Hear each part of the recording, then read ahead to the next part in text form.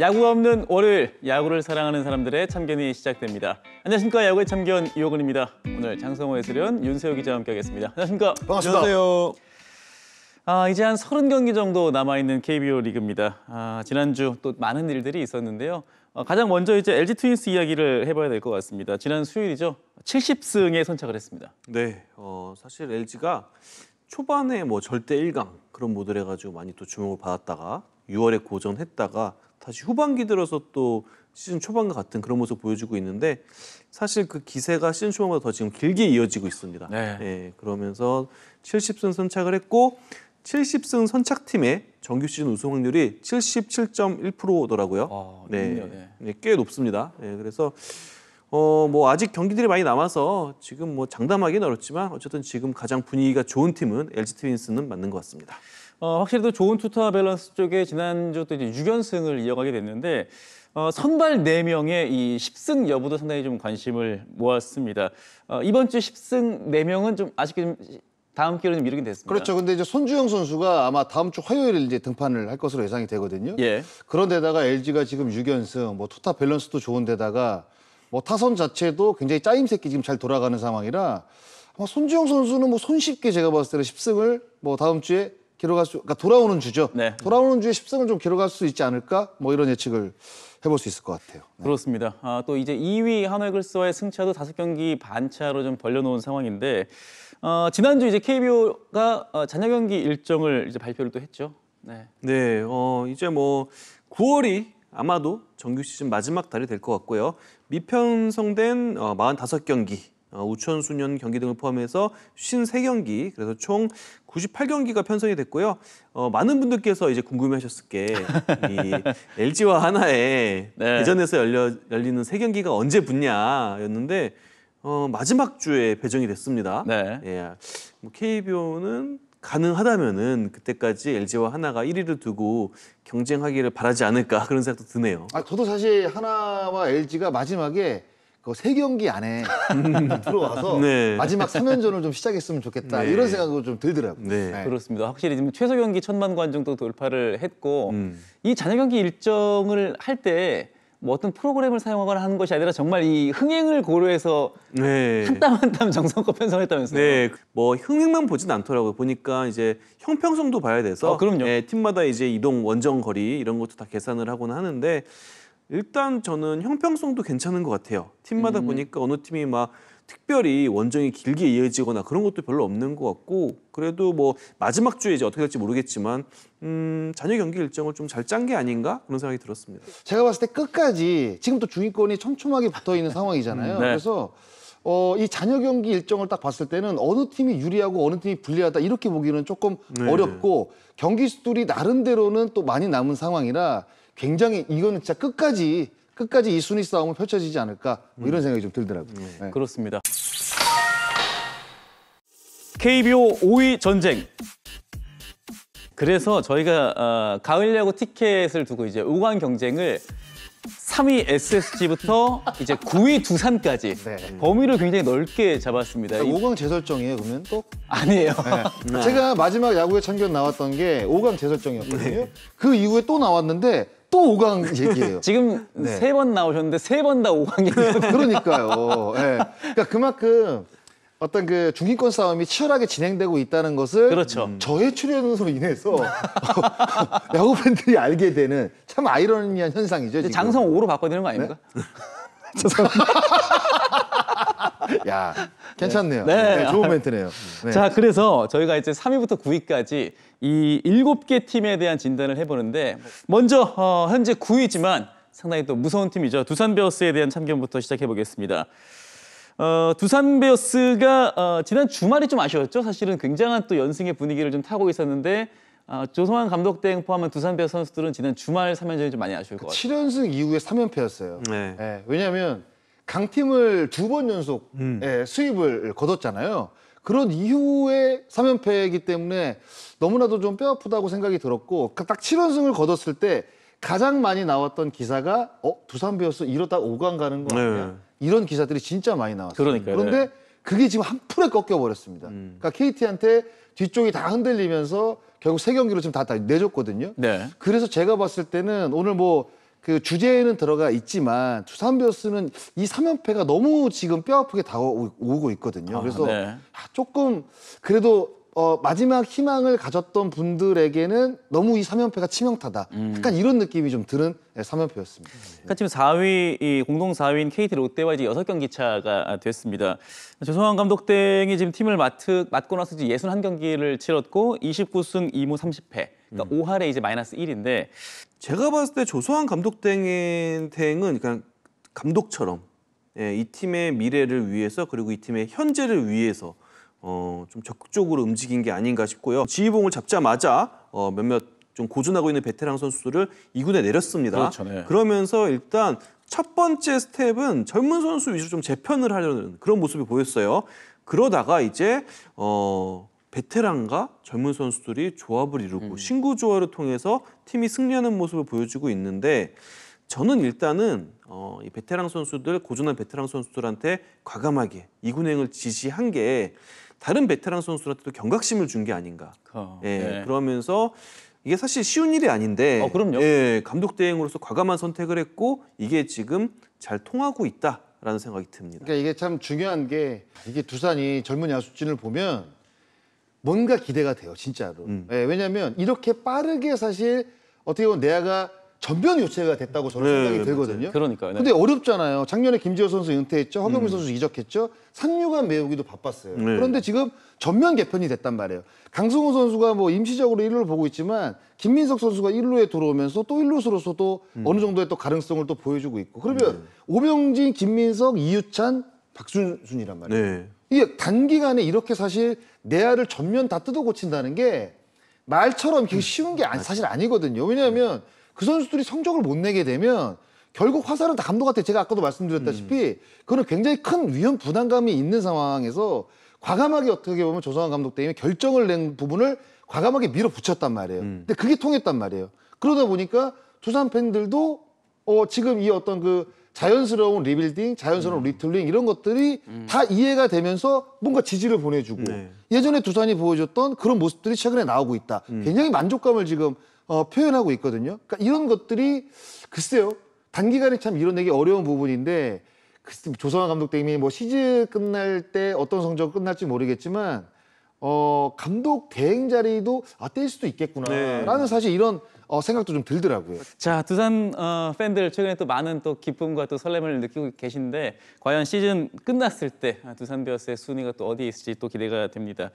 자, 이제 삼성 라이온즈 이야기를 좀 해보겠습니다. 삼성 라이온즈가 기아에게 수입패를 당한 이후에 9경기에서 7승을 거두고 있고 또 연승을 지금 만들어내고 있어요. 네. 상당히 좋은 분위기인데 역시나 이제 뭐 삼성하면 타선 그리고 또 네. 이제 홈런 아니겠습니까? 네, 그 중에서 특히 이 디아즈 선수, 네, 홈런 이제 40개를 기록을 했죠. 그러니까요. 네, 그러면서 홈런도 그렇고 타점도 그렇고 이미 뭐 홈런 부문이랑 타점 부문은 끝났습니다. 경쟁이. 예, 디아즈가 사실상 타이틀을 확보한 게 아닌가 그런 생각이 들고, 네. 어쨌든 삼성은 뭐 팀 컬러 자체가 예전부터 타격의 팀이잖아요. 예, 이 팀 컬러는 유지하고 있다고 볼 수 있을 것 같은데 물론 좀 아쉬움도 있어요. 뭐 작년에 이제 김영웅 선수, 이재현 선수가 그야말로 대도약을 이뤘다 그렇죠. 싶었는데 연속성을 과연 가져가고 있나? 이건 좀 아쉬움이 있고요. 그래도 팀 타격 지표는 다 상위권에 있습니다. 네. 뭐 팀 OPS, 팀 타율 다 상위권에 있어서 어쨌든 삼성은 이 타격, 화끈한 타격은 계속 이 팀 색깔은 잘 이어오고 있습니다. 뭐 타선뿐 아니라 사실은 이제 선발 투수도 선발 로테이션도 상당히 또 잘 가져가는 팀이 삼성인데 레이스를 이제 보내면서 가라비토 선수를 영입을 했습니다. 후라도 선수와 좀 균형을 맞춰주기를 기대를 했었는데 가라비토 선수가 어떤 경기의 어떤 본인의 기록에 비해서는 그 안에 세부 내용이 이렇게 그렇죠. 네, 좋지는 못한 것 같아요. 왜냐하면 보여주는 성적은 좋아요. 6경기에 3승에 2.50이니까 네. 상당히 잘 던진다라고 볼 수는 있죠. 그런데 그러니까 네. 최근에 이 볼넷 때문에 참 이 가라비토 선수가 결국 볼넷이 많다는 거는 이닝을 길게 가기가 어렵다는 단점이 분명히 생기고 그렇죠.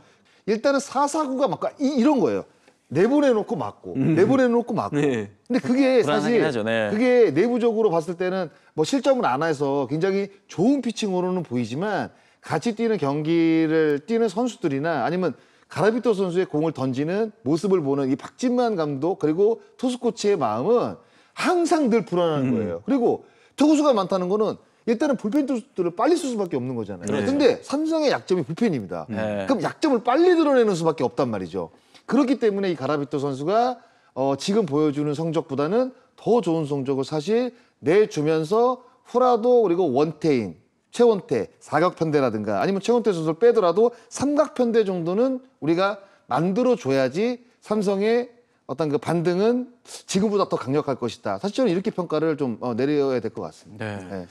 삼성의 어떤 어려움, 역시나 불펜을 꼽을 수가 있는데 그래도 최근에 후반기 보면 김재윤 선수가 상당히 또 안정감을 찾았어요. 네, 사실 지금 이 시즌 판도가 뒤죽박죽인 게 다 어찌 보면 불펜 때문이거든요. 그렇죠. 예, 맞아요. 불펜 투수들이 역전패가 좀 많았죠. 예, 역전패들도 많고 어느 팀은 불펜이 좋았다가 안 좋았다가 이런데 삼성도 그랬어요. 예, 삼성도 뭐 이호성 선수한테 마무리를 과감하게 맡겼지만 좀 힘든 시기가 있었고 부상도 있었고 뭐 이러면서 아 진짜 이제 이 뒷문 문제를 해결하지 못하는 건가 싶었다가 김재훈 선수가 정말 다행히 다시 올라서면서 지금 후반기에 좋은 활약을 해주고 있습니다.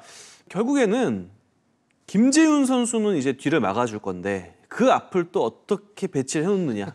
예, 이게 과제가 아닐까 그렇죠. 싶고 예, 아까 가라비토 선수 말씀하실 때도 이게 약점을 빨리 드러내면 안 되거든요. 그렇죠. 최대한 좀 네. 감추고 있다가 될 수 있으면 한 7회 정도에 딱 불펜이 들어가는 게 그래도 좀 난데 결국에는 삼성은 그만큼 선발 투수들이 이닝을 많이 먹어줘야 된다. 그래도 다행인 거는 이 이닝에 있어서는 타의 추종을 불허하는 후라도가 있다. 아 그렇죠. 예. 네. 이거는 뭐 제가 예전부터 갖고 있는 사실 생각들인데 지금 이 시기가 되면 뭘 만회하고 뭘 연습을 더하고 연습도 한다고 뭐 안타 나오지 않거든요. 지금은 체력 관리를 사실 어떻게 해주느냐. 사실 그게 중요하고 팀적으로 봤을 때는 마이너스보다는 플러스 요인을 분명히 안고 있잖아요. 삼성도 마찬가지고 다른 9개 팀도 다 마찬가지입니다. 네. 분명히 약점이 있으면 장점도 있거든요. 네. 그 장점을 극대화해야 되는 시기라고 저는 생각을 해요. 그런 면으로 봤을 때 삼성은 홈 경기가 이제 13경기 남았고 원정이 12경기 남았거든요. 이 부분을 어떻게 10분 활용하느냐의 문제인 것 같습니다. 일단은 타격 자체가 홈과 원정의 편차가 너무 심하고 그러면 홈에서 일단 강하잖아요. 그러면 최대한 지금 홈 경기에서 얼만큼의 승리를 더 따내는 경기력을 보여주느냐. 이게 사실 저는 삼성이 남은 시즌 포스트 시즌 가냐 못 가느냐 가장 중요한 저는 이 변곡점이라고 생각을 하거든요. 원정 경기는 어차피 앞선 그 뭐 한 60경기 정도 치렀잖아요. 네. 그러면 데이터가 나와 있습니다. 근데 거기서 갑자기 타자들이 원정 가서 잘 친다? 기대하기 어렵거든요. 그러면 홈 경기에서는 우리 선수들이 잘 쳤어. 그건 기대할 만하잖아요. 그러면 그 기대할 만한 부분을 더 부각시켜서 더 집중력 있게 그 부분을 가져가는 게 저는 오히려 삼성의 포인트는 딱 그 홈 경기에서 어떤 모습을 보여주느냐 이 부분인 것 같습니다. 삼성이 최근에 상당히 또 좋은 승률을 보여주면서 지난주 이제 7위로 한 계단 도약을 했는데 또 앞으로 남은 기간 또 어떤 모습을 보여줄지 기대를 해보겠고요. 자 이제 NC 다이노스입니다. 후반기 들어서 또 좋은 모습을 보여주고 있는 NC입니다.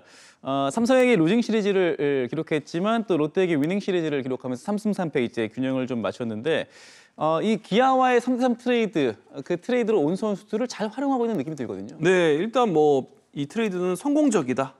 단기적인 성과는 분명히 지금 나오고 있다라고 네. 볼 수 있을 것 같아요. 최원준 선수가 NC 이적 후에 정말 그 강한 테이블 세터를 구축하는 데서 힘을 많이 보태고 있습니다. 그래서 8월 달에 NC 테이블 세터의 타율이 굉장히 좋아요. 1위로 알고 있는데 지금 김주원, 최원준 테이블 세터가 일단 뭐 맹활약을 같이 하고 있고요. 구원준이라고 하죠. 네, 그래서 사실 뭐 이 트레이드의 핵심도 최원준이었습니다. NC가 정말 절실하게 최원준 선수를 필요로 했고 그때 나온 얘기가 외야진을 좀 강화하고 싶다. 외야진의 공격력을 좀 특히 중견수 자리 이런 자리를 좀 강화하고 싶다라고 했는데 의도한 대로 지은 결과가 나오고 있습니다. 그래서 NC는 만약에 가을 야구에 간다면은 이 3대3 트레이드가 굉장히 크게 작용을 했다라고 저는 볼 수 있을 것 같습니다. 이 트레이드는 사실 손익 그러니까 손익 계산선을 따져도 NC가 지금 결과를 내도 네. 굉장히 유리한 트레이드라고 생각이 들어요. 왜냐하면 트레이드라는 게 상대적이잖아요. 그냥 우리 팀의 온 선수가 어떻게 활약을 하냐도 중요하지만 간 선수가 상대 팀에서 어떻게 활약하느냐도 굉장히 중요하잖아요. 그렇죠. 그걸로 사실 어떻게 보면 따지잖아요. 손익 계산서를.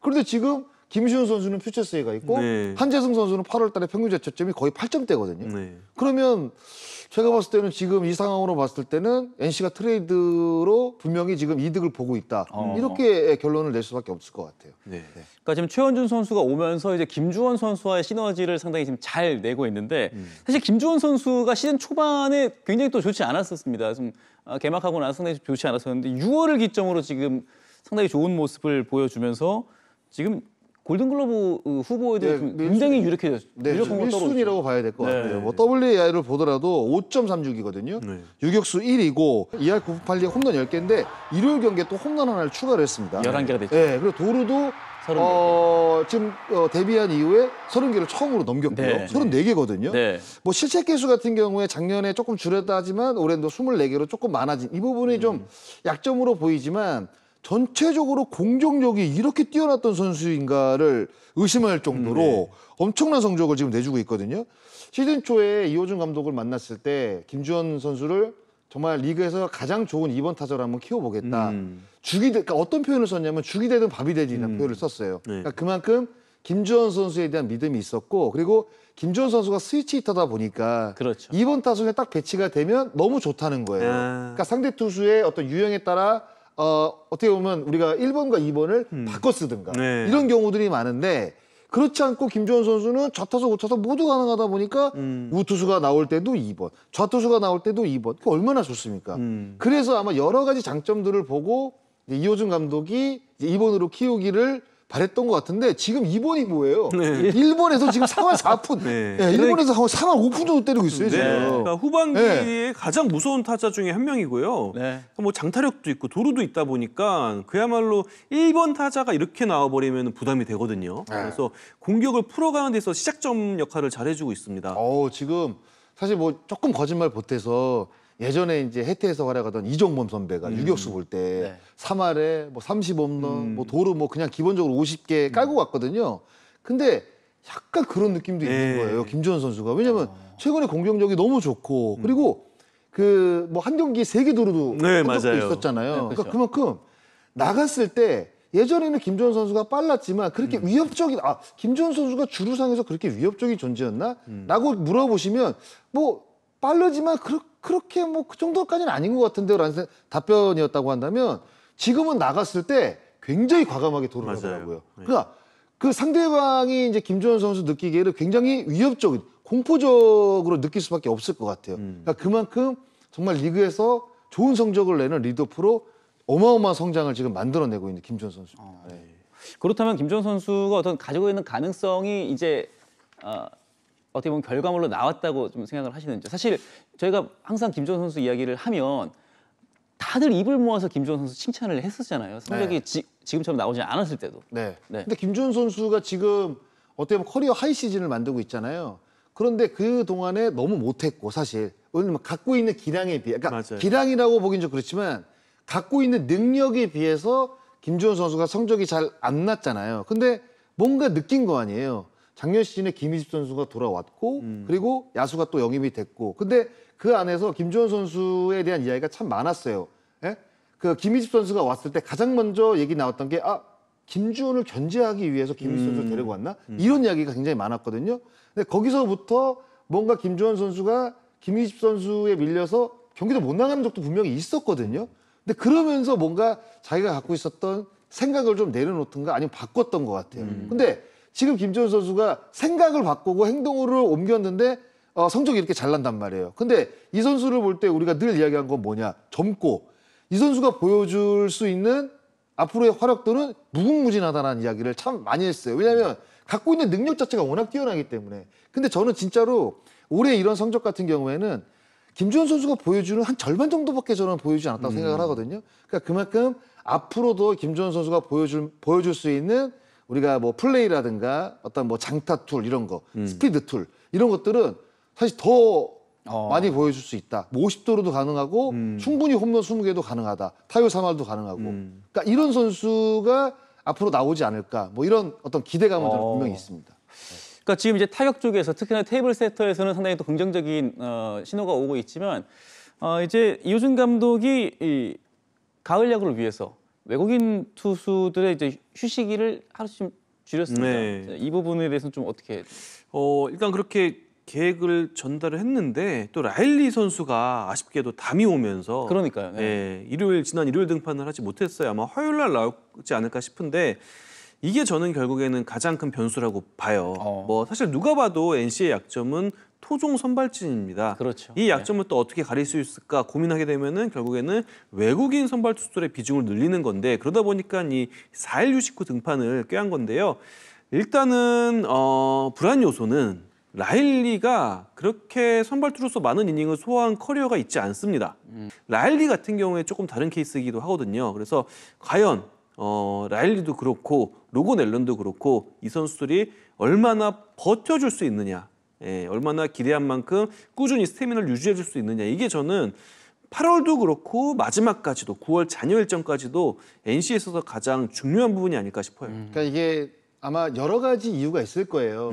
그 이호준 감독이 4일 로테이션을 선택을 했다는 거는 결국 승부수를 띄운 거잖아요. 그렇죠. 근데 그러면 왜 승부수를 띄웠을까를 생각을 해보면 일단 홈 경기가 많기 때문이라고 저는 생각을 해요. NC가 시즌 초반에 그 NC 창원 NC파크에서 그 사건 때문에 네. 어쩔 수 없이 원정 경기를 많이 치를 수밖에 없었잖아요. 그렇죠. 네. 그러면서 자연스럽게 NC가 지금 성적이 나는 이 부분도 뭐 100% 절대적인 건 아닙니다. 그런데 최근에 홈 경기를 많이 치르고 있거든요. 네. 그러니까 이런 것들도 저는 뭐 선수 입장에서 보면 상당히 긍정적인 부분이라고 봐야 돼요. 왜냐하면 잔여 경기 일정에 들어가면 경기가 띄엄띄엄 있는 부분도 있겠지만 홈 경기가 많이 남았다는 부분은 등판하는 선발 투수들이 갖고 있는 루틴을 정확하게 지킬 수 있는 가능성이 많다. 사실 이렇게 볼 수도 있는 거거든요.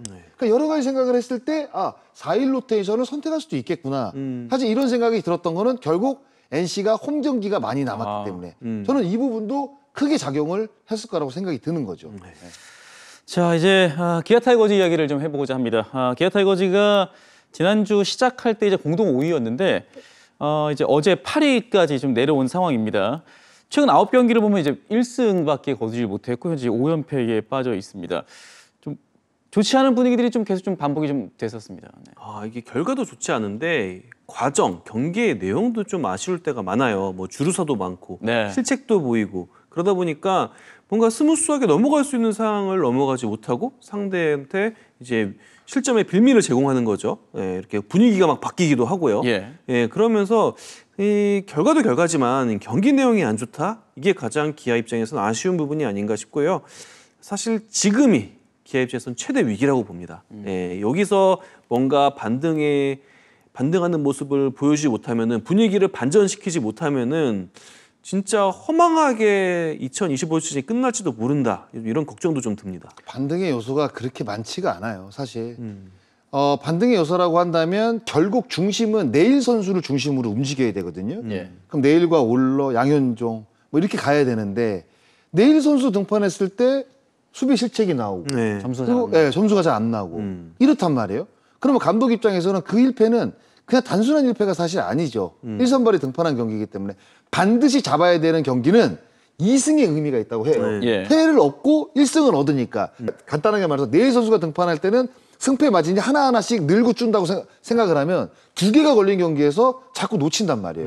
그러니까 이러다 보니까 계속 기아 타이거즈는 그 수렁의 늪으로 빠질 수밖에 없는 거고 최근 경기력을 보면 타선도 타선이지만 주루 쪽이라든가 그다음에 뒷문 쪽이라든가 이런 것들은 그러니까 우리가 자세하게 보면 경기라는 게 어떤 수준을 이야기할 때가 분명히 있어요. 근데 그 수준에 약간 미달됐다고 느끼는 부분은 뭐냐? 첫 번째 볼넷, 그 다음에 실책, 그리고 주루미스거든요. 거의 대부분 이 세 가지가 나오게 되면 보는 사람 입장에서는 야, 쟤네들 진짜 뭐 하는 거지?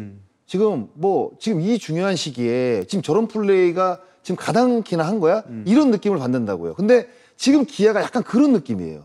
그러니까 누가 봤을 때 그러니까 진짜 잘 싸워가지고 아쉽게 패했다 이게 아니라 뭔가 허점이 너무 많이 보여요. 빈틈도 너무 많이 보이고 그러면 보는 사람 입장에서는 어떤 생각이 들겠어요? 얘네들 올 시즌 포기했나? 이런 생각이 사실 들 수도 있거든요. 당사자들은 그런 생각이 안 들겠지만 보는 사람 입장에서는 선수들이 경기 플레이하는 모습들이 그런 식으로 비춰질 수가 있다는 거죠. 그러면서 오는 팬들의 어떤 멀어짐 그리고 그 안에서 연패에 빠졌을 때 계속 우리가 올해는 안 되나 보다 이런 어떤 그 좋지 않은 생각들 어떤 그런 분위기 이런 것들이 팽배하게 이제 가게 되면 사실 어려울 수밖에 없는 거거든요. 그러니까 최근에 기아가 약간 그런 느낌이 이제 난다는 거죠. 이게 사실 어떻게 보면 가장 큰 문제점이라고 저는 볼 것 같아요. 그러니까 뭐 최근 뭐 상대 전적에 상당히 앞서고 있는 두산에게 세 경기 모두 이제 역전패를 당했던 경기들, 또 이제 키움과의 경기에서 주루사가 좀 나오기도 했었고, 또 이제 가장 최근 이제 주말 3연전 또 LG와의 경기에서 수입패를 좀 당했는데, 사실 이제 기아 타이거즈가 초반에 상당히 좀 좋은 전력을 갖췄다는 평가 속에서 시작을 했지만 부상 선수들이 상당히 좀 많이 나왔었고, 네. 정말 새로운 얼굴들이 많이 등장을 하면서 좀 기대를 좀 하게 만드는 그런 순간들이 좀 있긴 했잖아요. 네. 근데 뭐 새로운 얼굴에 대해서 이야기를 하는데 결국 저는 팬들이 원하는 거는 새로운 얼굴이 나오면 좋죠. 좋죠. 없는 것보다 나오는 게 좋으니까 당연히. 그리고 새로운 어떤 스타들에 대한 그 팬들의 갈증이 분명히 있을 수 있는 게 이 프로스포츠라는 세계인데, 근데 그것보다 더 중요한 거는 그냥 승리입니다. 승리죠. 네. 네. 승리고 우리 팀이 포스트에 진출하는 거예요.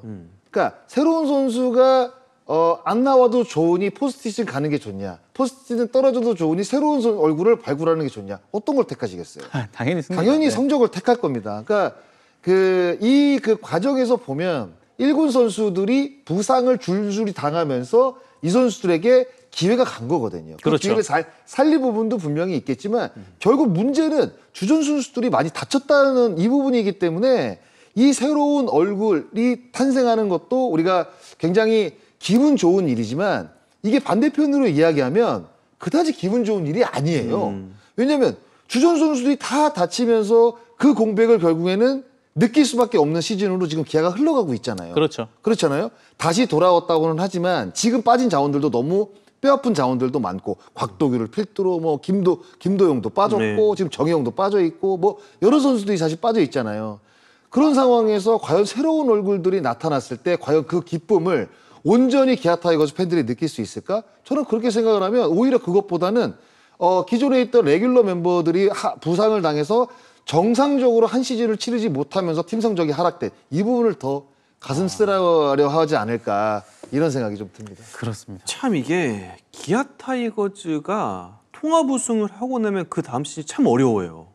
네, 맞아요. 예, 네. 그렇지 않습니까? 2009년, 2017년, 맞아요. 예, 그리고 2024년 우승을 하고 나서 그 다음 시즌 그래도 디펜딩 챔피언이니까 굉장히 또 좋은 평가를 보통 받지 않습니까? 그렇죠. 네. 그런데 이상하게 굉장히 그 다음 시즌이 힘들고, 사실 기아 내부적으로도 이걸 알고 있어요. 그래서 어떻게든 올해는 이 징크스를 좀 깨보자. 디펜딩 챔피언으로서 그래도 좀 이 저력을 보여보자. 이렇게 해서 준비를 또 안 한 건 아니거든요. 조상우 선수도 과감하게 데려오기도 했고 했는데, 참 이 징크스라는 게 좀 무서운 것 같다라는 생각도 좀 듭니다. 예. 자, 그러면 지금 현재 8위고 현재는 지금 5연패에 빠져 있긴 합니다만 이제 가을 야구를 위해서 좀 반등할 수 있는 좀 저는 잘 모르겠어요, 사실. 그러니까 왜냐하면 지금 연패인데 경기력 자체가 너무 안 좋아요. 너무 안 좋은데 여기서 과연 어떤 선수가 들어왔을 때 반등이 만들까? 반등이 만들어질까? 사실 그게 아니거든요. 반등이라는 거는 우리가 사실 그 눈에 보이지 않는 것들이거든요.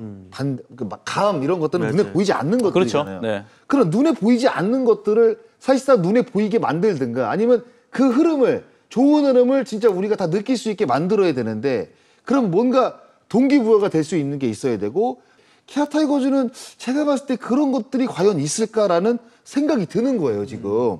뭐가 있을까요? 라고 생각을 해보면 결국 없어요. 지금 이 시기에 그냥 선수들이 정말 제 컨디션을 찾고 뭔가 분위기 한번 싹 쇄신해서 우리가 한번 아직 뭐 근데 기아 타이거즈가 아직 뭐 포기할 단계는 아니잖아요. 그럼요. 뭐 그러니까요. 연패에 빠져 있지만 충분히 또 연승을 만들면 또 중위권으로 다시 올라갈 수 있는 성적은 지금 되고 있잖아요. 그러면 지금 여기서 빨리 바꿔야 되거든요. 근데 그 바꿀 수 있는 게 과연 뭐냐 물어봤을 때는 이게 참 쉽지 않을 것이다 라는 생각이 먼저 드는 거죠. 그래서 아마 뭐 주장을 필두로 뭐 선수단, 감독 뭐 여러 가지 고민들이 있겠지만 결국 그들이 만드는 거거든요. 그러니까 그들이 과연 이 바람을 어떻게 다시 일으켜서 만들 것인가, 이거는 글쎄 모르겠습니다. 저는 해법은 그렇게 많지 않아 보이는데, 또 저는 밖에서 보는 사람이고, 그렇지. 그 안에 있는 또 그 당사자들은 또 다른 생각을 분명히 가질 수도 있을 거란 말이에요. 그러면 뭔가 분위기를 만들 수 있는 방법들을 하나씩 찾던가 만들어내겠죠. 그 방법대로 한번 밀어붙이고 다시 한번 뭔가 분위기를 만드는 게 기아 타이거즈는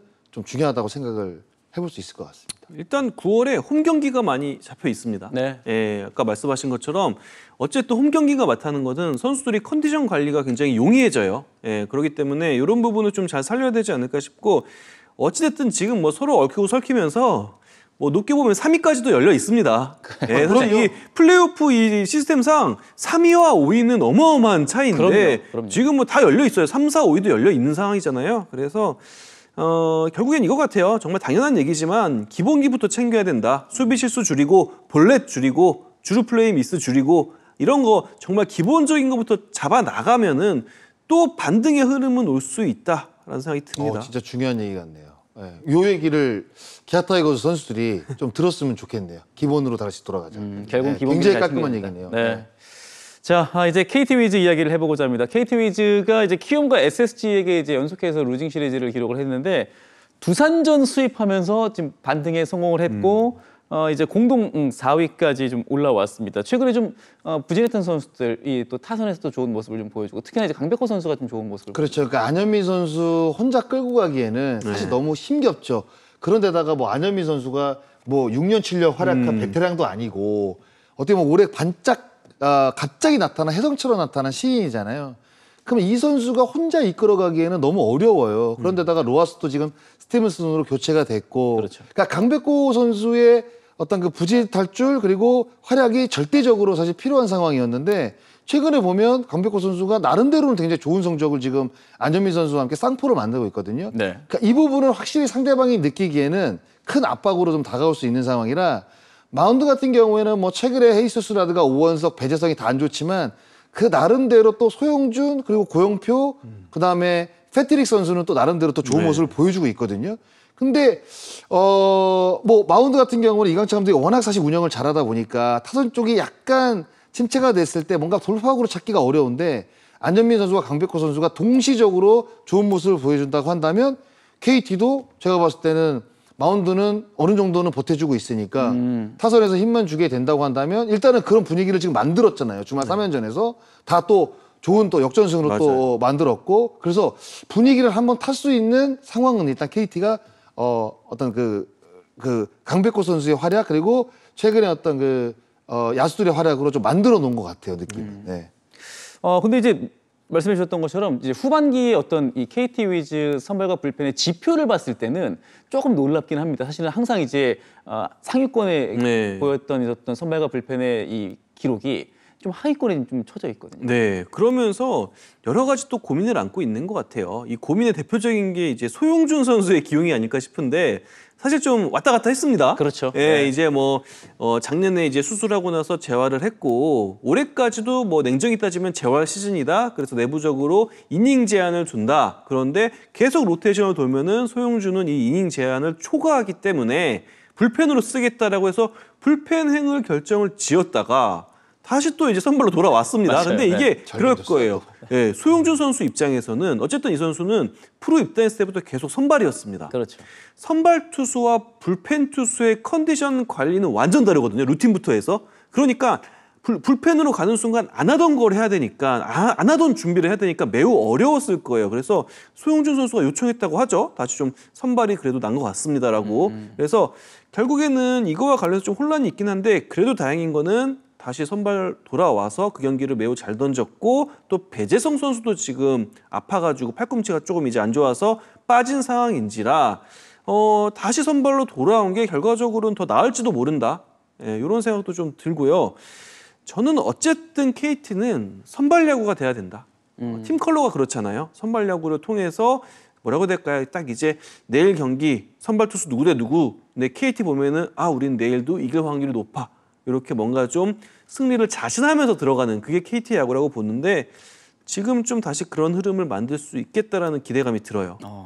사실 뭐 2020년대 이후에는 KT가 거의 뭐 사실은 가을 야구의 어떤 단골 손님으로서 좋은 모습을 좀 보여주고 있는데 뭐 지금 역시도 지금 이제 공동 4위지만 사실 이 순위가 일주일 사이에 많이 바뀔 수 있기 때문에 누구도 자신할 수는 없는데 이 KT가 조금 더 이제 안정적인 가을 확률을 높이기 위해서는 어떤 부분이 필요하다고 보시는지. 근데 뭐 구원진 얘기는 하지만 KT는 뭐 아까도 얘기를 했다시피 그냥 기본적으로 선발 야구예요. 예. 그러니까 그게 다 계속적으로 바탕이 되면서 다 좋은 성적을 냈거든요.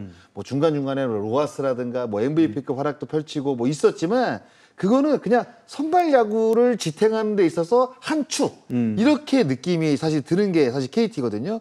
그래서 저는 뭐 아까 제가 얘기한 3명의 선발 투수가 있지만 지금 뭐 오원석 선수도 올 시즌 커리어 하이 시리즈지만 후반기 지금 승이 없거든요. 네. 그런데가 헤이스수 선수가 최근에 좀 안 좋아요. 실점도 좀 많고 그리고 평균 자책점도 후반기 때 거의 뭐 6점 이상이다 보니까 그러니까 이 부분을 조금 더 추스리는 게 오히려 더 KT다운 마운드 운영이 좀 가능했을 때 포스트 시즌을 좀 꿈꿔볼 수 있지 않을까 이런 생각이 들기 때문에 구원보다는 확실히 선발 쪽에 조금 더 포커스를 맞추는 게 아마 KT는 조금 더 필요한 상황인 것 같습니다. 아마 잔여 경기 일정 기간 때는 좀 묘수를 발휘할 수도 있어요. 1+1식으로. 예. 왜냐하면 그런 운영이 가능하잖아요. 주 6일 경기 체제가 아니니까.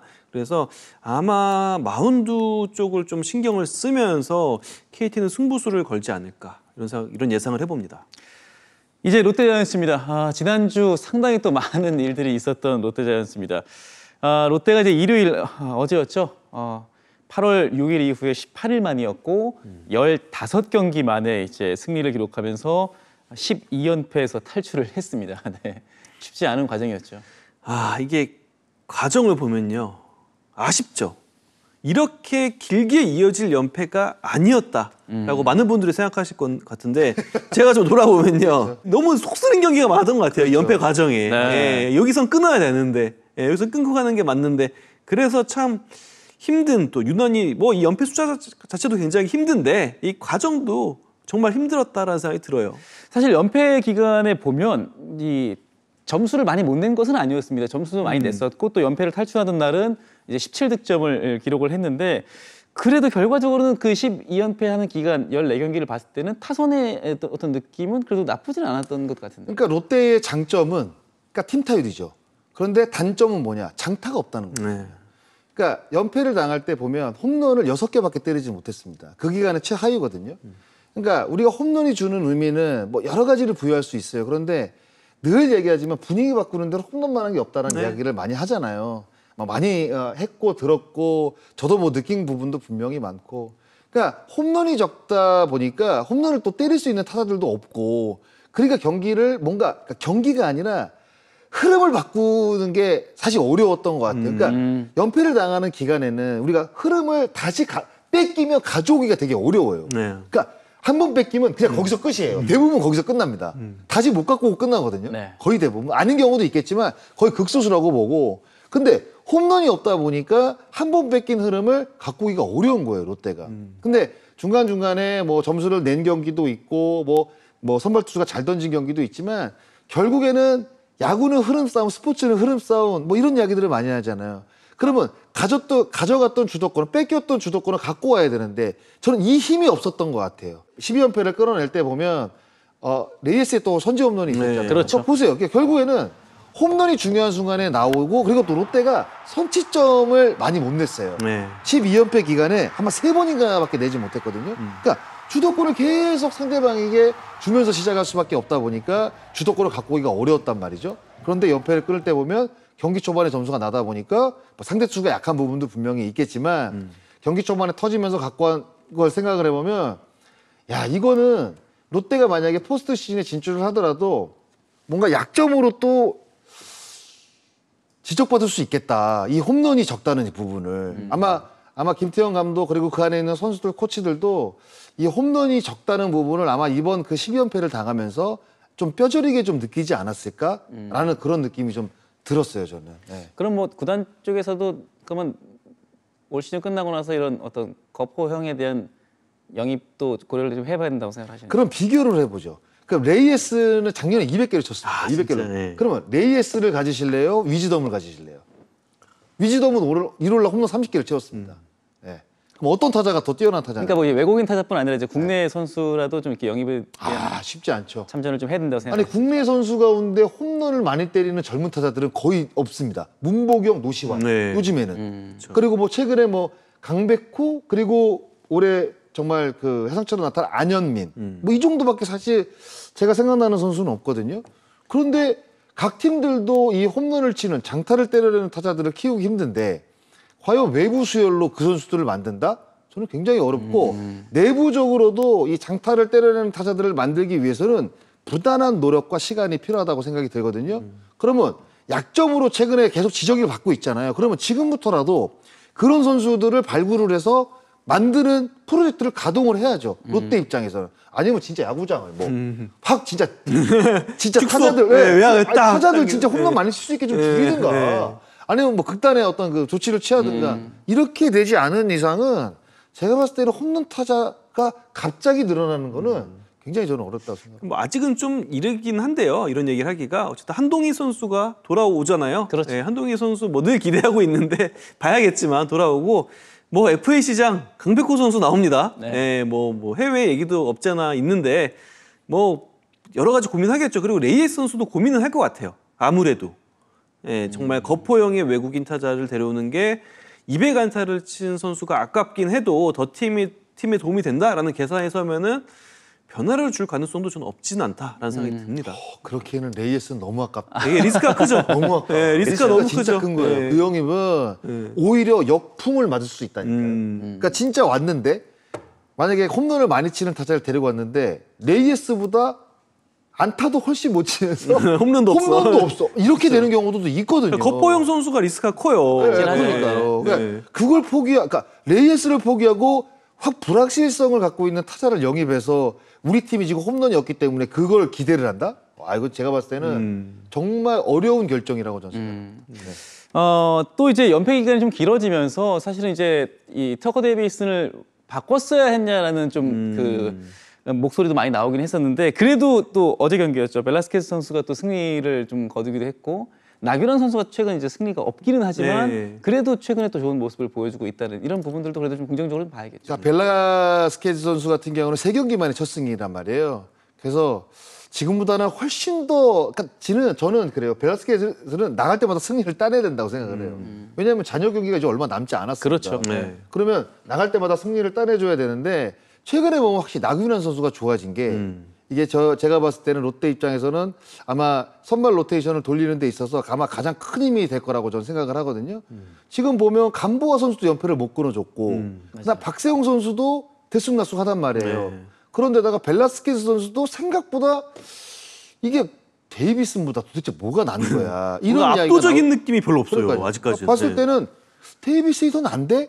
이렇게 보시는 분들이 오히려 전 절반 이상이라고 생각을 해요. 그러니까 그만큼 벨라스케스 선수가 앞으로 보여줄 것이 굉장히 많은데 저는 오히려 이쪽 부분을 기대하는 것보다는 지금 컨디션이 좋은 나균환 선수를 오히려 어떻게 조금 더 중요한 경기에 좀 투입을 시키고 그리고 진짜로 필요하다 싶으면 컨디션 좋은 선수 많이 써야 되잖아요. 4일 쉬고 등판도 아마 고려를 하는 게 필요하지 않을까? 네, 그런 생각도 좀 드는 최근에 나균환 선수의 성적이에요. 사실 뭐 롯데 팬들에게 또 선수단에게는 이제 12연패라는 연패 숫자도 굉장히 크게 다가왔겠지만 저는 이제 3위에서 4위로 한 계단 내려왔다는 것이 선수단이 느꼈을 어떤 그 충격은 좀 더 컸다라고 생각을 하는데 어떠세요? 그 선수 생활 하실 때를 좀 돌이켜 보면 이런 상황 속에서의 어떤 좀 사실 베테랑들이 이렇게 좀 잡아주는 것도 뭐 한계가 있죠. 예. 네, 한계가 있죠. 결국 경기에 나가는 선수들이 최선을 다하는 수밖에 없어요. 그것 말고 저는 답은 없다고 생각을 합니다. 우리가 답을 알고 있다고 한다면 그 답을 썼겠죠. 그렇죠. 그런데 모르니까 지금 계속 연패를 당한 거 아니에요. 연패를 끝냈지만 그 연패 기간에 이것저것 다 해봤단 말이에요. 근데 결국에는 안 됐잖아요. 그러다가 약한 투수를 만났고 경기 초반부터 타격이 터졌고 근데 롯데가 12연패 빠지기 전에 보여줬던 느낌은 이런 느낌이었어요. 대포는 아니었지만 정말 우리가 그 잽으로 상대를 쓰러뜨리는 듯한 그런 느낌이었단 말이에요. 정말 여러 선수들이 좋은 타율을 갖고 있고 어느 한순간에 집중적으로 그 안타를 몰아치면서 대량 득점을 가져가고 그러면서 승리를 잡아내는 그런 모습들이 굉장히 많았단 말이에요. 그런데 연패를 끝내는 그 경기가 그런 느낌이 있었어요. 그래서 저는 그런 느낌을 다시 한번 찾을 수 있다고 한다면 롯데는 다시 한번 저는 3위로 시즌을 마감할 수도 있다고 생각을 합니다. 그러니까 결국에는 그 연패를 끝냈을 때 그 느낌을 얼마큼 또 꾸준하게 유지를 할 수 있느냐. 이게 제가 봤을 때 롯데가 특히 이제 이번 주에 이런 느낌들을 좀 이어갈 수 있느냐. 네, 좀 중요한 포인트 같습니다. 그렇습니다. 뭐 팬들이 상당히 또 기대가 또 큰 팀인 만큼 또 이제 시즌 마지막에 또 어떤 순위로 마감을 하게 될지 저희도 또 흥미롭게 또 지켜보도록 하겠습니다. 자, 이제 3위 SSG 랜더스입니다. KT에게 이제 위닝 시리즈를 가져갔지만 이제 하나에게 루징 시리즈로 마치게 됐습니다. 그러나 일단 SSG 랜더스는 이제 3위로 한 계단 올라왔어요. 네. 네. 그러면서 사실 뭐 SSG가 좀 이례적인 시즌이에요, 올해가. 그러니까 랜더스, 그러니까 SK 때부터 이어져온 그 팀 컬러도 아닙니다, 지금. 예. 원래 뭐 대포 군단, 홈런, 뭐 네. 홈런의 팀 이런 거였잖아요. 물론 또 홈구장의 이점도 그런 식으로 잘 살렸고 그랬는데 그러다 보니까 늘 과제가 마운드였어요. 그래도 뭐 화력이 있으니까 지금 좀 안 좋은 마운드만 좀 강해지면은 투타 조화가 되면서 다시 상위권으로 올라갈 수 있다. 이렇게 또 목표를 잡기도 했는데 지금 좀 반대 형상이죠. 마운드는 진짜 많이 좋아졌습니다. 예, 마운드는 지금 뭐 대다수의 이런 투수 지표가 다 상위권에 있어요. 맞아요. 예, 네. 그 정도로 좋아졌는데 타격이 너무 또 떨어져 버린 상황이라 예, 그래서 참 예상하기 참 야구가 어렵구나라는 생각을 늘 하는데 올해 SSG도 좀 그런 게 아닌가 싶고 그래도 다행인 거는 마운드의 힘을 시험하는 무대가 보통 이제 불펜데이인데 불펜데이에서도 잘합니다. 예, 잘 승리를 가져가요. 네. 그래서 일단 양적으로 풍부해졌다. 예, 쓸 투수들이 많아졌다. 이거는 확실한 올해 SSG의 소득으로 보입니다. 근데 저 장기적으로 봤을 때 오히려 타격의 팀으로 가는 것보다는 마운드와 수비의 힘으로 가는 게 저는 오히려 더 강팀이 빨리 되고 오래 지속될 수 있는 장점이라고 생각을 해요. 왜냐하면 우리가 랜더스를 생각을 했을 때 2년 연속 팀 200개 홈런을 넘어서면서 신기록을 세웠던 팀입니다. 예. 정말 어마어마한 홈런포를 랜더스 필드에서 때려냈던 팀이거든요. 그렇죠. 근데 지금 불과 몇 년 사이에 완전히 팀 컬러가 바뀌었단 말이죠. 아까 윤세호 기자 얘기처럼. 근데 이거를 저는 꾸준하게 몇 년간 유지를 시켜서 자리 잡게 만든다고 한다면 랜더스는 타격은 그냥 옆에서 그러니까 우리가 뭐 흔히 말하는 뭐 오른손이 때릴 때 왼손은 뭐 거들 뿐 뭐 이런 얘기들을 많이 하잖아요. 그러니까 만약에 투수력이 오른손, 제가 오른손잡이라고 한다면 왼손은 타격 그냥 거들 뿐이거든요. 그러니까 타격은 거드는 정도. 그러니까 여기서 거드는 정도는 뭐냐? 딱 이길 만큼만 점수를 내는. 그러니까 하나가 보세요. 시즌 초반에 그렇게 안 좋다가 뭔가 반등을 계속 만들었잖아요. 근데 결국 그거는 공격력이 아니었거든요. 결국 마운드가 계속 최소 실점으로 막아주다 보니까 하나는 딱 이길 만큼의 점수를 내는. 그런 식으로 경기를 참 많이 이겼거든요. 근데 뭐 보세요. 결국 그것도 이기는 거거든요. 보는 사람 입장에서는 답답할 수는 있겠지만 결국 중요한 건 뭐냐. 승리를 만들어내는 겁니다. 그렇죠. 어떤 방식이든 상관이 없어요. 네. 근데 랜더스가 지금 보여주고 있는 마운드로 인한 승리를 만드는 방식을 이제는 안 것 같아요. 그러니까 뭔가 거기서 지금 그러니까 어떤 거냐면 마운드가 안 될 때 우리가 활로를 그 마운드에서 찾는 게 아니라 공격에서 찾잖아요. 그럼 공격이 안 될 때는 마운드에서 찾는단 말이에요. 근데 그게 아니라 마운드가 안 될 때는 공격에서 찾는 게 아니라 마운드에서 찾거든요. 그러니까 마운드는 늘 꾸준한 거예요. 그러니까 타선은 우리가 늘 얘기하잖아요. 사이클이 있고 기복이 있다. 네. 잘 칠 때 되면 이길 수 있는 거고 또 못 치면 어쩔 수 없는 거고. 그렇게 따지면 타격이라는 거는 늘 믿을 게 못 되고 마운드가 한번 만들어 놓고 수비를 만들어 놓으면 절대 잘 무너지지 않는다라는 사실 원칙론 같은 게 있어요. 그런 거로 봤을 때는 랜더스는 진짜 우리가 흔히 말하는 강팀으로 갈 수 있는 초석은 지금 잘 만들어 놓고 있다. 저는 사실 그렇게 느낄 수밖에 없어요. 그만큼 투수 운영이 타선에 비해서 훨씬 더 운영이 잘 되고 있다라고 볼 수밖에 없는 거죠. 사실 랜더스의 최근 몇 년을 봤을 때는 이 불펜진이 좋긴 하지만 너무 고령화됐다라는 맞아요. 이야기가 있었는데 올 시즌 보면 젊은 선수들이 또 주축이 되면서 노경훈 선수가 좀 이제 뒷받침을 해주는 그런 느낌도 좀 들거든요. 뭐 조병현 선수가 일단 또 한 번 더 스텝업을 했고요. 사실 올 시즌 SSG가 정말 신경 쓴 게 또 이 불펜이거든요. 그러면서 뭐 경원호 투수 코치를 영입을 하기도 했고요. 그리고 뭐 시즌 전에 김민 선수를 또 데려오기도 했고요. 그렇죠. 이로운 선수도 지금 성장을 했고요. 네. 그러면서 일단 필승조 구색은 다 갖췄고 불펜데이 할 때 보면요, 뭐 전영준 선수, 박시우 선수 이렇게 성장한 선수들이 보여요. 네. 그러다 보니까 아마 SSG는 앞으로 좀 이렇게 투수력을 앞세우는 팀 컬러를 만들어가지 않을까라는 기대가 분명히 되고요. 청라돔이 규격이 어떻게 나올지 모르겠습니다. 타자 친화형일지 투수 친화형일지 모르겠지만 네. 아마 그것도 조금 머릿속에 넣으면서 팀을 좀 만들어 가긴 할 것 같습니다. 사실 뭐올 시즌 이제 가장 랜더스에게 좀 우려됐던 부분은 역시나 이제 4호 선발이 아니었을까 싶은데 뭐 공백이 꽤 있기도 했었고요. 그러나 이제 또 최근 보면 문승원 선수 돌아오고 또 최민준 선수 돌아오면서 그 걱정거리였던 4, 5 선발도 최근에도 잘 돌아가는 느낌이에요. 최민주 선수가 최근에 잘해주고 있죠. 네. 최민주 선수는 원래 선발로 활약하던 선수가 아닌데 네. 사실 뭐 5선발 자리가 거의 뭐 공석이었죠. 김건우 선수도 뭐 좀 약간 들쑥날쑥하고 뭐 다른 선수도 송영진 선수도 시즌 초반에 하다가 뭐 퓨처스에 오래 또 있었고 뭐 1월날 선발 등판을 했지만 전체적으로 5선발 자리가 조금 힘들고 버겁고 어떤 선수로 메워도 그 메우는 게 다 100% 메워지지가 않는 약간 빈자리 느낌이었거든요. 그런데 최민준 선수가 최근에 약간 선발 투수 오프너 개념 선발 투수인가 약간 이런 느낌으로 지금 잘 던져주고 있단 말이죠. 그러다 보니까 문승원 선수도 괜찮고, 그러니까 김광현 선수가 지금 어깨 부상 때문에 약간 어깨 통증이 남아 있어서 뭔가 일주일에 2번 등판이 좀 어려운 상황. 이 부분을 제외한다고 한다면 외국인 두 투수 좋죠. 네. 최민주 괜찮죠. 문승원도 최근에 나쁘지 않죠. 네. 김광현만 건강하게 돌아간다고 한다면 자녀 시즌에 정말 이 랜더스가 자랑하는 5선발 체제 그리고 막강 마운드가 다시 한번 빛을 내지 않을까 이런 사실 기대감이 드는 거죠. 네. 그런데 이제 제가 몇 년 동안 사실 걱정 없었던 이 타선이 물론 뭐 이제 후반기 에레디아 선수가 이제 또 좋은 모습을 보여주고 있기는 하지만 타선에서의 걱정은 좀 계속 되긴 하는 것 같습니다. 네. 근데 뭐 투수도 좋고 타자도 잘 치면 얼마나 좋겠습니까? 그러면 뭐 금상첨화죠. 맨날 이기죠. 네. 그런데 마운드에 조금 힘을 쏟았고 반대로 이제 야수 쪽에 보강이 없었던 건 아닌데 전체적으로 올 시즌에는 사실 그 랜더스다운 타격이 안 나오는 건 맞아요. 그러니까 투수력이 워낙 좋기 때문에 그게 약간 가려 있는 상태인데 저는 뭐 크게 생각하지는 않습니다. 예, 언젠가는 뭐 에레디아도 좋지 않았다가 좋았던 시기가 분명히 찾아왔고 네. 최정 선수가 나이는 먹지만 그래도 어느 정도 건재하고 한유섬도 건재하고 결국에는 중심은 그래요. 최지훈 그리고 정준재 그리고 고명준인 것 같습니다. 거기다가 이제 주전 포수로 발돋움한 조용우. 네. 그러니까 이 네 명의 선수가 앞으로 사실 랜더스의 타선을 이끌어야 되거든요. 그리고 최정 선수와 한유섬 선수가 약간 서포트를 해주는 뭐 외국인 타자는 제외를 시킨다고 네. 하더라도 그런 식으로 이제 앞으로 운영이 되는 게 랜더스 타선에서는 저는 베스트 시나리오라고 생각이 드는데 네. 그러니까 결국에는 뭐냐 지금 말한 젊은 선수들이 훨씬 더 잘해줘야 돼요. 그것 말고는 지금 최정한테 40홈런을 기대하겠습니까? 뭐 한유섬한테 뭐 40개를 기대하겠습니까? 그거 아니거든요. 그러면 새롭게 계속 라인업에 한 명 한 명씩 지금 들어오고 있잖아요.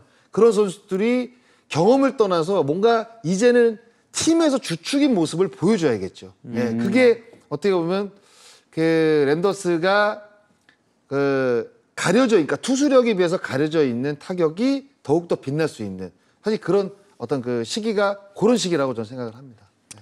일단 뭐 최정 선수가 일요일 경기에 홈런을 쳤어요. 맞아요. 네. 네, 그리고 이 선수는 몰아치기를 하는 선수잖아요. 네. 예, 만약에 이게 몰아치기 시작이라면은 또 판도가 달라지지 않을까. 작년에 최정 선수가 8월, 9월에 홈런 13개를 기록을 했더라고요. 예. 그리고 5위 결정전에서도 홈런을 친 기억이 있습니다. 그래서 막판 러시를 만약에 한다면은 에레디아 선수랑 같이 또 활약하는 게 가장 SSG 입장에서는 베스트 시나리오가 아닐까 그런 생각을 해봅니다. 네, 이렇게 해서 이제 SSG부터 저희가 이제 두산까지 7개 팀에 대해서 좀 다각도로 좀 참교를 해봤습니다. 장성호 위원께는 출연할 때마다 여쭤보는 것 같은데 또 물어보시려고요? 네. 아, 5강 어느 팀이 마지막 질문이 있습니다. 어느 이 팀이 7개 팀 가운데, 네, 7개 팀 가운데 가장 기대가 되는 팀, 뭐 조금 더 강하게 말씀해 주신다면 이 팀은 그래도 가을 야구에 진출을 할 것 같다 하는 팀이 있다면 근데 저는 그래요. 늘 잔여 경기 일정으로 들어가면 제가 어떤 걸 제일 먼저 보냐면 어떤 팀이 경기가 제일 많이 남았나, 어떤 팀이 제일 경기를 많이 치렀나를 제가 가장 먼저 봅니다. 네. 거기에 따라서 오는 유불리가 분명히 있거든요.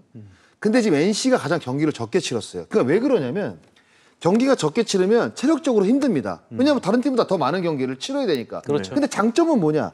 본인이 스스로 뭔가를 결정을 할 수가 있어요. 근데 경기를 제일 많이 치른 팀들은 스스로 나중에 다른 팀의 상황을 지켜봐야 됩니다. 스스로 결정을 못하는 경우가 생겨요. 그렇죠. 그렇게 따지면 NC가 제일 유리하고 경기를 제일 많이 치른 롯데가 제일 그래도 조금 경기를 많이 그러니까 단순하게 따지는 겁니다. 제 기준점으로. 예. 경기를 많이 치렀기 때문에 롯데가 조금 불리하지 않을까 이런 생각만 저는 조금 들더라고요. 네. 윤석열 기자께서 좀 어떻게 생각하시는지? 저는 그 관점으로 봤을 때 중간 정도에 속하는 팀이 있네요. 네, 그러니까 NC처럼 경기가 많이 남지도 않고 롯데처럼 경기가 적지도 않고 예, 대략 중간층에 있는 뭐 SSG, 뭐 삼성 이런 팀들 두산이 좀 이 주말 3연전 패배가 수입회가 좀 쓰라리긴 한데 이런 네. 팀들이 좀 적당하게 남아 있습니다 지금. 그렇고 저는 그래도 마운드에서 좀 희망이 보이는 SSG. 그래도 좀 유리하지 않을까 이런 생각을 해봅니다. 요거 진짜 지금 뭐 LG하고 하나는 들어갔다고 봐야 되잖아요. 두 팀이 뭐 떨어질 일은 사실 거의 없다고 생각을 하는데 그러면 3, 4, 5위 팀을 맞춰야 되잖아요. 네.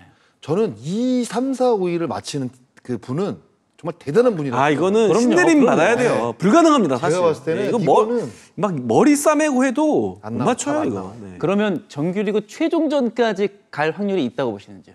저는 그것도 잘 모르겠습니다.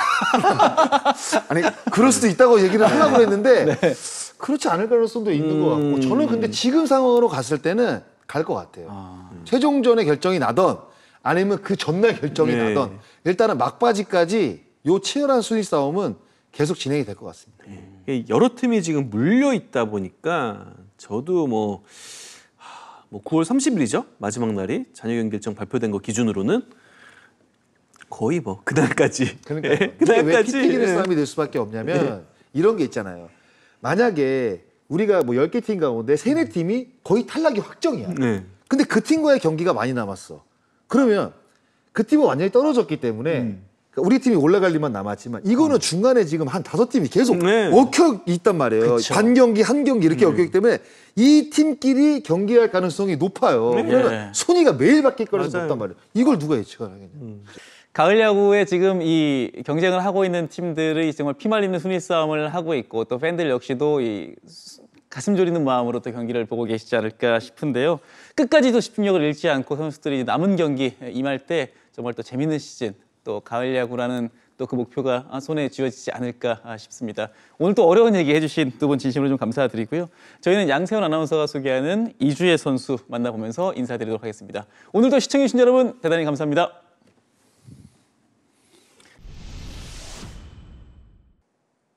안녕하세요. 아나운서 양세원입니다.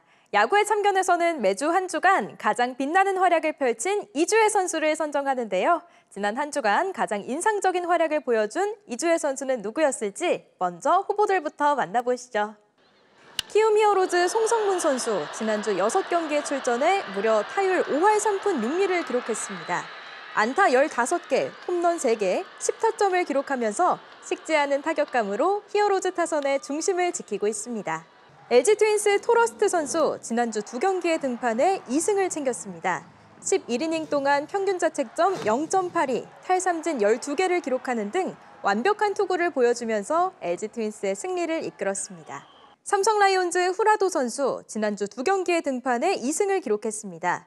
19일 NC전, 24일 키움전에 등판해 평균 자책점 3.86, 14이닝 동안 탈삼진 8개를 기록하며 삼성의 연승을 이끌었습니다. 세 선수 모두 빛나는 활약을 보여줬는데요. 과연 장성호 위원이 선택한 이주혜 선수는 누구였을까요?